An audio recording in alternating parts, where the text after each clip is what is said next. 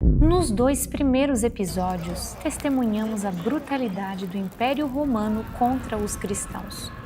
Vimos a coragem dos mártires, enfrentando leões e chamas por sua fé. Mas e quando o algoz fala a mesma língua? Quando a perseguição vem de dentro da própria igreja? Após 3 séculos de resistência heróica contra a opressão pagã, o cristianismo finalmente conquista seu lugar no Império Romano. Mas essa vitória, tão arduamente conquistada, traria consigo uma nova era de trevas.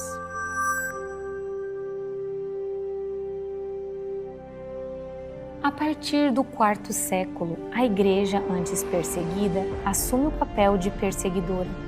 O inimigo agora não era mais o imperador romano, mas o irmão cristão, aquele que ousava questionar dogmas, interpretar as escrituras de forma diferente ou simplesmente viver sua fé de maneira não convencional. Neste episódio, examinaremos um período complexo e frequentemente negligenciado da história cristã. Vamos explorar as mudanças significativas que ocorreram na igreja primitiva, desafiando algumas percepções convencionais sobre seu desenvolvimento inicial. Durante os primeiros 3 séculos de sua existência, o cristianismo enfrentou consideráveis desafios externos. Apesar das perseguições, a fé cristã não apenas persistiu, mas também cresceu significativamente.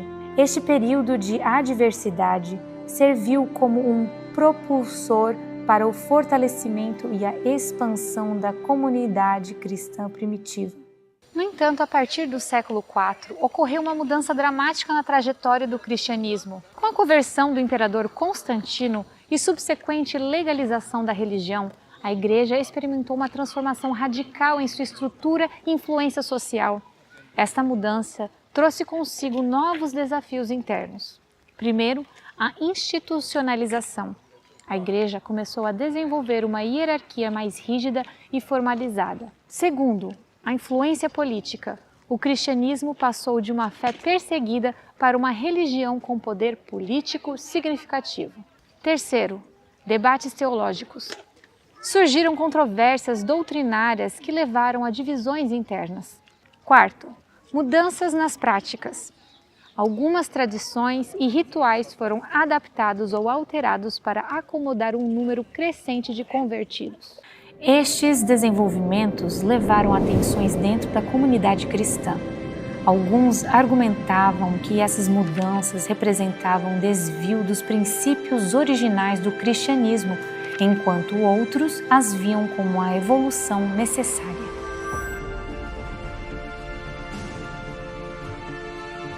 Tudo começou no ano 312 d.C., antes da batalha contra Magêncio na Ponte Milvia, em Roma.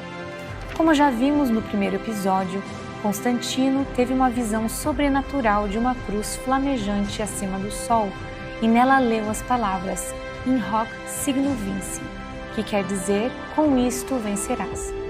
Trocou então a águia do escudo de seus soldados por um monograma cristão. Após a esperada vitória, Constantino passou a crer que realmente vencera por intervenção do Deus dos cristãos e com isso se converteu.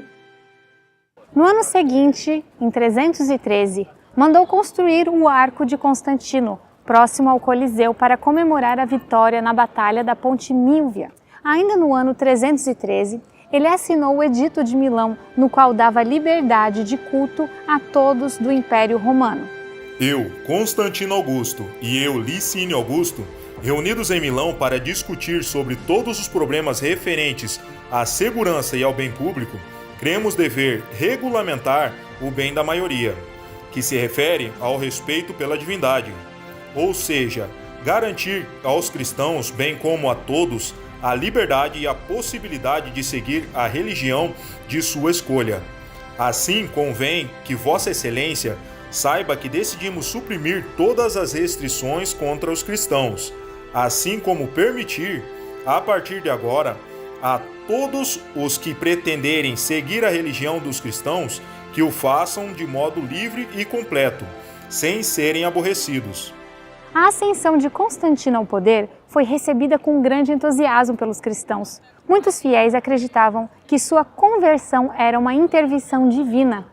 Eusébio, refletindo sobre a mudança de mentalidade entre os cristãos da época, escreveu: Todos devem reconhecer que estas são obras de Deus, pois ele elevou este imperador piedoso para se opor à multidão de pagãos.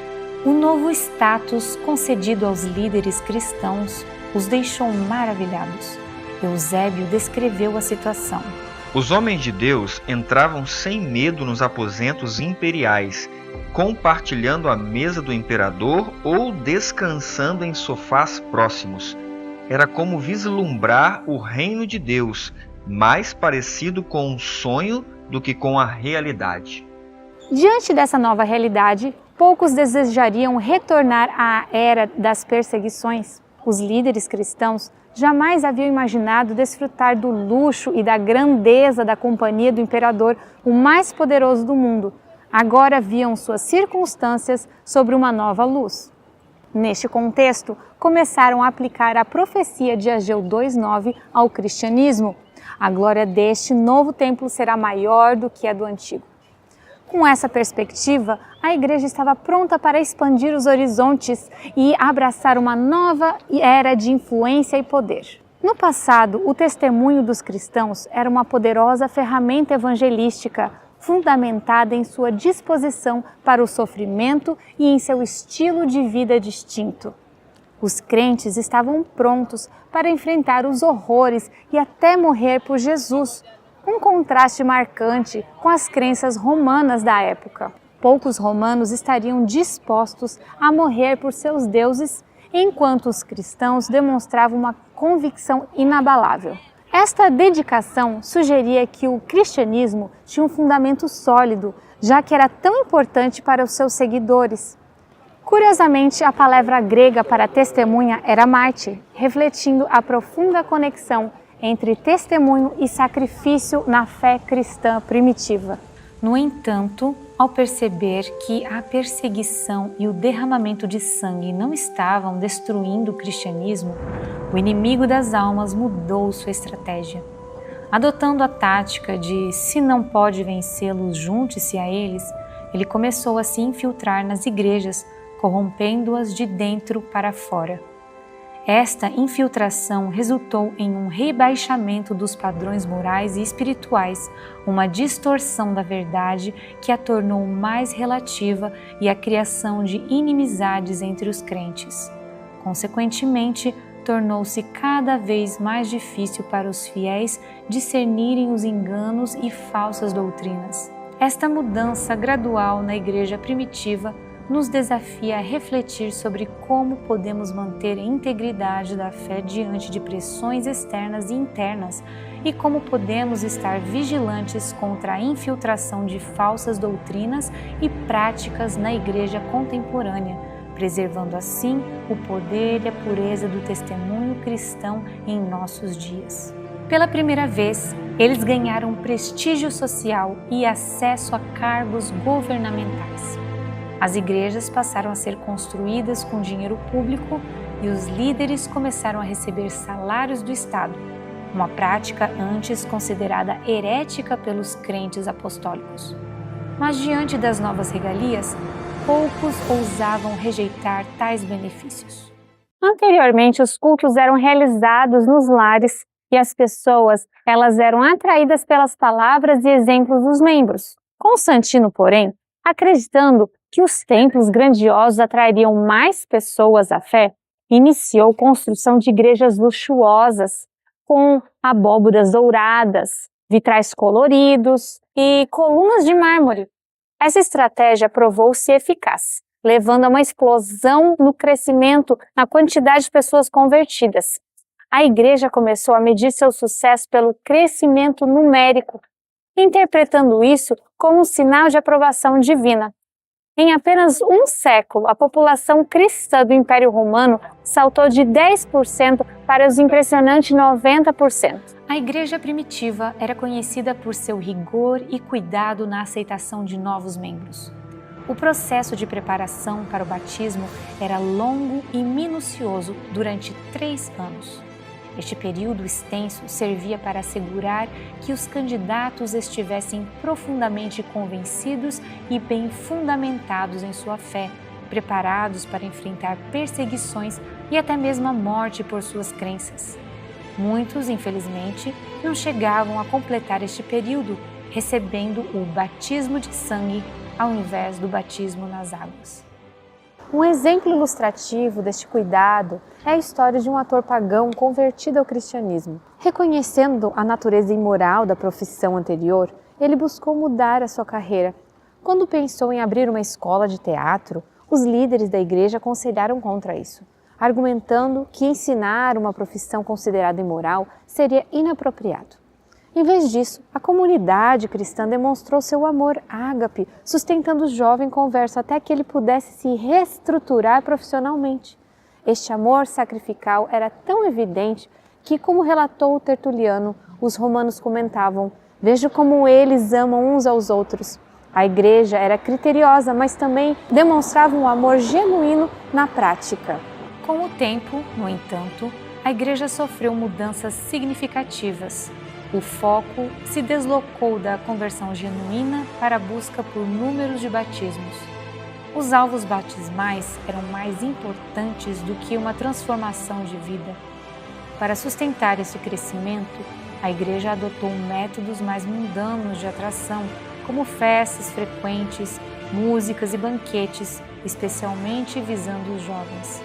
Esses métodos inovadores começaram a parecer mais efetivos do que a maneira antiga de agir. O preparo para o batismo tornou-se superficial e, em muitos casos, praticamente inexistente. Essa mudança teve consequências profundas na natureza da comunidade cristã, evidenciadas pela mudança de atitude frente às perseguições. Este cenário contrasta fortemente com a atitude dos primeiros cristãos, exemplificada por Inácio, que escreveu antes do seu martírio: "Que tragam o fogo e a cruz, que soltem as matilhas de animais selvagens, que quebrem e desloquem meus ossos, que cortem os meus membros, que mutilem todo o meu corpo, na verdade, que tragam todas as torturas diabólicas de Satanás, mas deixem que eu me apegue a Cristo. Eu prefiro morrer por Cristo que ganhar todos os reinos deste mundo." Essa transformação na essência da igreja nos leva a questionar: nossas igrejas hoje ainda demonstram o amor e a profundidade espiritual que caracterizava a igreja primitiva? A ausência desse amor pode indicar um distanciamento do Espírito de Deus, que nos guia toda a verdade. Como podemos retornar aos princípios fundamentais da fé, amor e compromisso que marcaram os primeiros seguidores de Cristo? Com as novas mudanças tomando lugar, muitos dos cristãos conservadores não aceitaram ver o mundo entrando na igreja. Eles buscaram com todas as forças retomar o que os seus pioneiros criam e, assim como fiéis atalaias, denunciavam o pecado, chamando pelo nome. Mas era mais fácil silenciar os ditos dissidentes do que argumentar com eles, pois esses tinham razão e podiam provar isso pela palavra. Então, Constantino usou seu poder para exterminar os hereges. Muitos que antes eram amigos dos dissidentes começaram a acusá-los para obter favor da liderança atual. Por fim, um número muito maior de cristãos foi morto pela espada da igreja do que todos os que foram assassinados pelos romanos. Ironicamente, quando os muçulmanos invadiram o Egito em 639 d.C., muitos cristãos locais os receberam como libertadores, preferindo-os aos próprios companheiros de fé. A ascensão da Igreja Católica após o reinado do imperador Constantino marcou uma transformação dramática na história do cristianismo e do mundo ocidental. De uma seita perseguida, a Igreja evoluiu para uma instituição poderosa e influente, moldando profundamente o tecido social, político e cultural da Europa. Eventos cruciais nessa trajetória incluíram o Edito de Milão, em 313 d.C., que legalizou o cristianismo no Império Romano. O Concílio de Nicéia, em 325 d.C., que estabeleceu o credo niceno e unificou a doutrina cristã. E o Edito de Tessalônica, em 380 d.C., que fez do cristianismo a religião oficial do Império.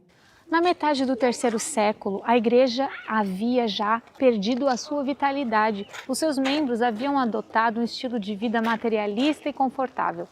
Um grande número de cristãos negava a Cristo durante as perseguições. Conforme a igreja se enfraquecia, resolveu dar ênfase nas doutrinas.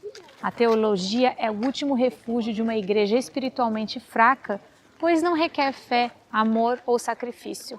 À medida que o poder imperial no Ocidente declinava, a Igreja Católica preencheu um vácuo deixado pelas instituições romanas em colapso. Bispos assumiam papéis administrativos e judiciais em suas dioceses, enquanto o Papa em Roma começou a exercer uma autoridade que transcendia as fronteiras dos antigos reinos. O conceito de dois poderes, o espiritual e temporal, emergiu com a Igreja reivindicando autoridade sobre assuntos espirituais e progressivamente influenciando questões seculares. Agora, ao invés de os membros enxergarem os seus líderes como os pregadores ou mestres, o clero havia se tornado a voz de Deus na terra. Ninguém poderia, então, cogitar o contrário. Conforme a Igreja consolidava sua autoridade, tanto espiritual quanto temporal, ela também desenvolveu mecanismos para manter essa autoridade e suprimir as dissidências. Um exemplo notável dessa mudança drástica é evidenciado pelas ações do Papa Inocêncio III no início do século XIII.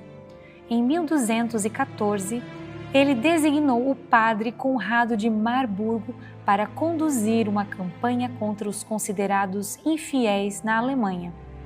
Ao achar um suposto herege, era-lhe dado um ferro incandescente para segurar. Caso as mãos tivessem marca de queimadura, era considerado culpado e sentenciado à morte. O mesmo se fazia colocando a mão em água fervente. Mas o terror não parou por aí. Os valdenses, um grupo de cristãos que ousou questionar as doutrinas da igreja, tornou-se o alvo principal dessa perseguição. Por séculos, eles enfrentaram torturas que desafiaram a imaginação. Homens, mulheres, crianças e idosos, ninguém estava salvo. Fogueiras ardentes, forcas cruéis e precipícios mortais eram o destino daqueles que se recusavam a renunciar à fé.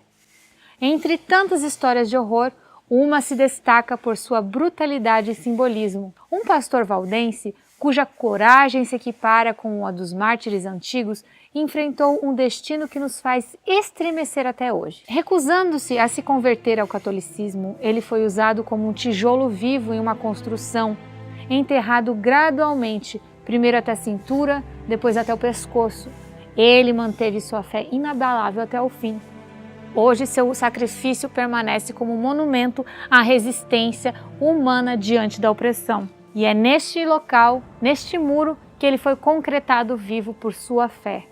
Apocalipse 12:1 apresenta uma visão simbólica da Igreja de Cristo, retratada como uma mulher vestida de sol, com a lua sobre seus pés e uma coroa de 12 estrelas. Esta mulher, representando a Igreja verdadeira, está prestes a dar à luz a Jesus. O texto, então, introduz um dragão, simbolizando Satanás, agindo através do Império Romano, ou Roma pagã, que tentaria destruir o Filho, Jesus, assim que nascesse. Após a ressurreição de Cristo, incapaz de derrotar Jesus, Satanás volta sua atenção para a sua descendência, a Igreja pura. Em resposta a essa perseguição, Deus protege a igreja, levando-a ao deserto simbólico por 1260 dias proféticos. Durante esse período, conhecido como Era da Supremacia Papal, diversos grupos como os valdenses, albigenses, huguenotes e anabatistas foram perseguidos por manterem suas doutrinas puras, contrárias à da igreja dominante. Muitos encontraram refúgio nos vales do Piemonte, nas montanhas europeias.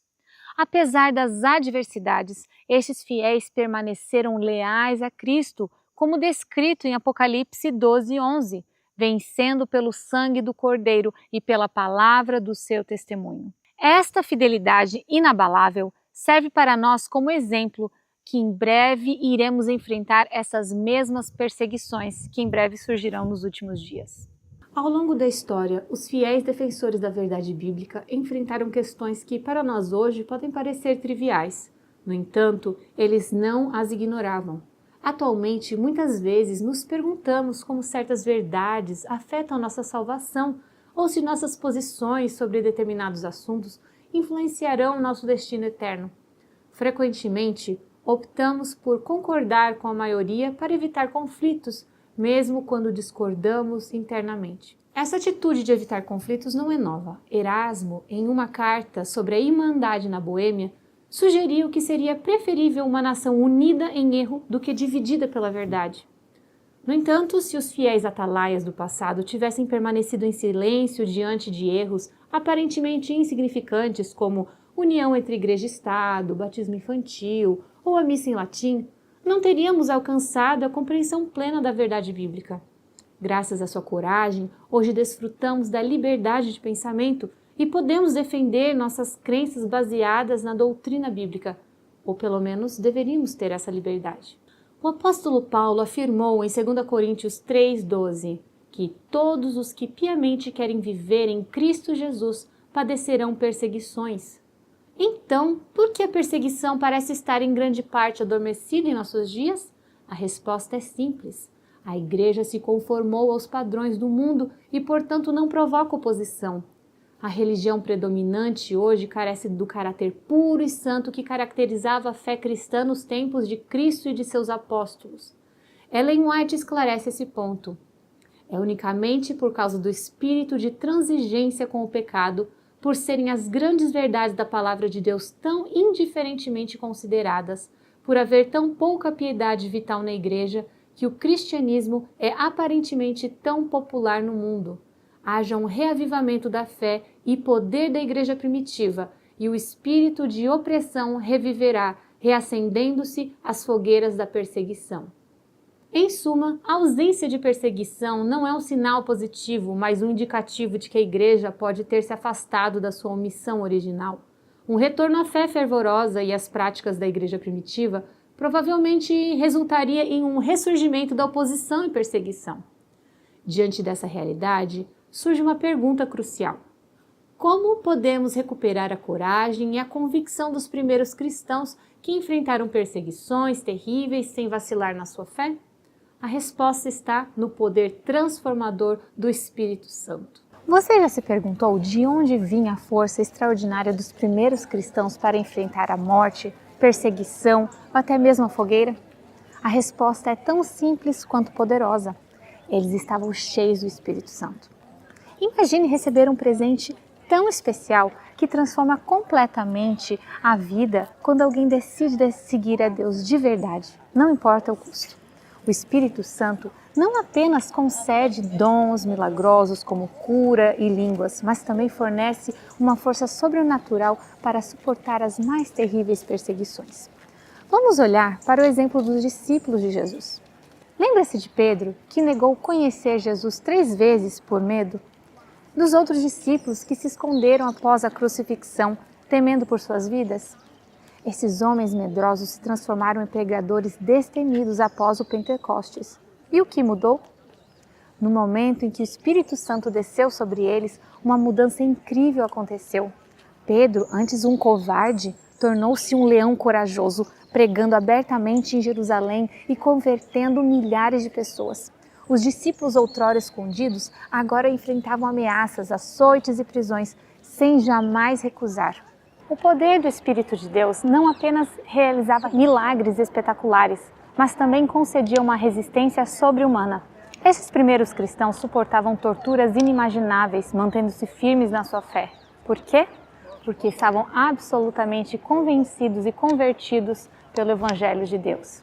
Pense no Coliseu Romano, onde milhares de cristãos foram martirizados, devorados por feras, combatendo com gladiadores ou queimados vivos para iluminar espetáculos noturnos. Seus sofrimentos não foram em vão. Como Tertuliano sabiamente observou, o sangue dos mártires é a semente dos cristãos. O próprio Tertuliano foi convencido e convertido por meio do testemunho do martírio desses fiéis servos de Deus. Cada sacrifício plantava sementes de novas conversões. Estes primeiros cristãos não apenas ouviram falar de milagres, muitos presenciaram ou até mesmo os realizaram.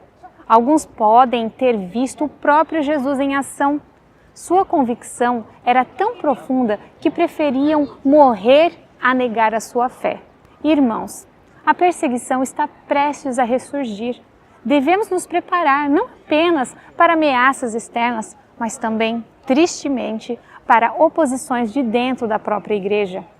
Alguns que conheceram nossa fé a rejeitaram e podem se tornar nossos mais ferozes opositores. O que podemos fazer então? A resposta é clara: buscar individualmente o derramamento do Espírito Santo. Somente com o poder do alto poderemos enfrentar os desafios que se aproximam. Assim como os primeiros cristãos, precisamos estar tão cheios do Espírito Santo que nossa fé seja inabelável, nosso testemunho poderoso e nossa coragem inspiradora. Diante dessa perspectiva de perseguição iminente e da necessidade de estarmos cheios do Espírito Santo, é natural que muitos sintam medo. No entanto, é crucial entendermos como lidar com este temor e por que não devemos permitir que ele nos paralise. Queridos irmãos e irmãs em Cristo, é compreensível que muitos de nós oremos pedindo a Deus que nos poupe da perseguição que se aproxima. O medo é uma reação natural humana. No entanto, permitam-me compartilhar 3 perspectivas poderosas que podem transformar nosso medo em coragem e determinação. Primeiro, o poder do amor sacrificial. Reflita por um momento sobre o sacrifício incomparável de Cristo por nós. Seu amor nos constrange de tal forma que não podemos deixar de viver uma vida de total entrega a Ele. Quando verdadeiramente compreendermos a profundidade desse amor, nosso foco muda drasticamente. Deixamos de pensar em nossa própria segurança e conforto e passamos a nos perguntar: o que posso fazer por Cristo? Considere isso. Se todos nós orarmos pedindo para escapar da perseguição, quem Deus usará como suas testemunhas nesse tempo crucial? Não é egoísmo de nossa parte privar o mundo do testemunho que Deus deseja dar através de nós, simplesmente por medo? Lembre-se, Deus conhece as nossas limitações. Ele cuidará e Ele recolherá aqueles que não puderem suportar, especialmente as crianças e os idosos. Nossa responsabilidade é estarmos preparados e dispostos, orando não para escapar, mas para que a vontade de Deus seja feita em nossas vidas. Segundo, a promessa da força em momentos necessários. Não se preocupe se você se sente incapaz de enfrentar torturas ou morte agora. A história nos mostra que a coragem e a força dos mártires se manifestam exatamente no momento em que são necessárias, como nos assegura Ellen White. Caso deva haver uma volta da perseguição, será dada graça para despertar toda a energia da alma para mostrar verdadeiro heroísmo. Dimensionais 150. Não existe um treinamento para mártires. O que podemos e devemos fazer agora é viver com integridade absoluta. Defenda a verdade hoje, mesmo nas pequenas coisas. Levante sua voz contra a injustiça e erros, por menores que pareçam. Se você se omite hoje diante de pequenas incoerências, como terá coragem moral para se posicionar no momento crucial? Lembre-se sempre, o martírio não é em vão. É uma poderosa ferramenta para levar almas a Cristo que de outra maneira poderiam nunca ser alcançadas. Cada mártir descansará com a certeza de ter mais estrelas em sua coroa celestial, representando as almas ganhas por seu testemunho corajoso. Neste momento crítico, devemos clamar pelo derramamento da chuva serôdia prometida em Joel 2:23. Este poder do alto nos capacitará não apenas a enfrentar perseguição, mas a viver uma vida de perfeição em Cristo, brilhando como faróis de esperança em um mundo cada vez mais escuro. Em breve, muitos de nós enfrentaremos uma escolha crucial: obedecer aos mandamentos dos homens ou aos mandamentos de Deus? A resposta a essa pergunta definirá o nosso destino eterno. Nossa prioridade agora deve ser desenvolver uma intimidade profunda com Deus. Se Ele, em sua infinita sabedoria, escolher nos usar como mártires pela verdade, podemos ter certeza de que o nosso sacrifício conduzirá muitos outros à salvação. Justino Mártir, um dos primeiros apologistas cristãos, expressou eloquentemente essa atitude de destemor diante da perseguição. Não nos preocupamos quando somos condenados à morte, pois nossos pensamentos não estão fixados no presente. A morte é uma dívida que todos teremos que pagar um dia. Irmãos e irmãs, não deixem que o medo os paralise. Ao invés disso, permitam que o amor de Cristo, a promessa de sua força e a visão do impacto eterno do seu testemunho os inspire para uma entrega total. Estejam prontos, estejam dispostos e confiem em Deus. Ele os fortalecerá no momento exato. Seu testemunho corajoso pode ser a chave para a salvação de muitos. Prepare-se agora para que, quando a hora chegar, possam se manter firmes, não importa o custo.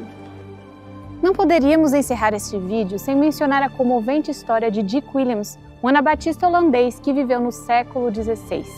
Sua vida e morte exemplificam a essência do sacrifício cristão e nos desafiam a refletir sobre o significado da fé nos nossos dias. Em 1569, em meio à perseguição religiosa que assolava a Europa, Williams se viu fugindo por sua vida. Seu crime? Acreditar diferente. Enquanto corria sobre um lago congelado, a liberdade a poucos passos de distância, ele ouviu um grito desesperado. Seu perseguidor havia caído nas águas geladas. Naquele momento crucial, Williams fez uma escolha que ecoou através dos séculos. Voltando-se, ele estendeu a mão ao homem que nos momentos antes buscava sua morte. Com grande esforço, Williams puxou seu perseguidor para a segurança, sabendo que este ato de misericórdia selaria o seu próprio destino. Este ato de amor aos inimigos, tão central aos ensinamentos de Cristo, custou a Williams sua liberdade e, eventualmente, a sua vida. Recapturado, ele enfrentou as perseguições e a morte com serenidade que só pode ser proveniente de uma vida de fé inabalável. A história de Williams não é a única. Através dos séculos, incontáveis fiéis enfrentaram perseguições, tortura, morte, mantendo-se firme em sua fé. Eles nos mostram que o amor cristão não conhece limites, não faz distinção entre amigo e inimigo e está disposto a pagar o preço mais alto. O legado de Williams e de incontáveis outros mártires nos chama a uma fé viva e ativa. Eles nos desafiam a viver cada dia com coragem, de permanecer firmes em nossas convicções, defender a liberdade de consciência e, se necessário, estar dispostos a sacrificar tudo aquilo que acreditamos ser verdadeiro e justo. Que as histórias desses fiéis e seus sacrifícios acendam em nós uma chama inextinguível de devoção. Que nos momentos mais sombrios, a chama do nosso testemunho não se apague. Que ela brilhe contra a intolerância e o medo. Honremos a memória de nossos pais, não apenas com palavras, mas com ações que reflitam a sua coragem e convicção inabaláveis.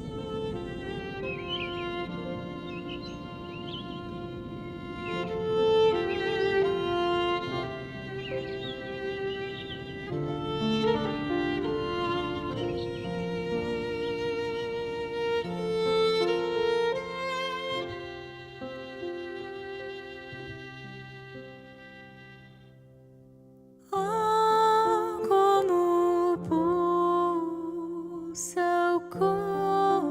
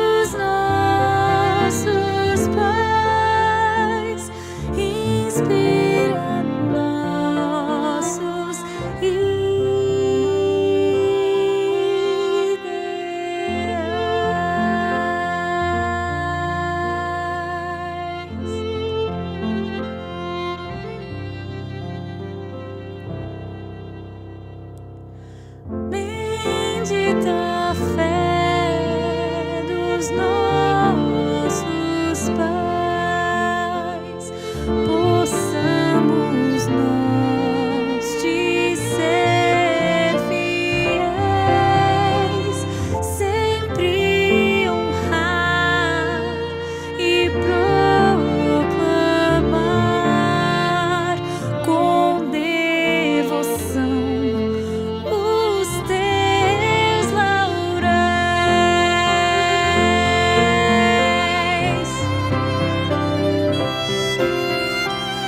Bendita a fé dos nossos pais, inspira nossos ideais.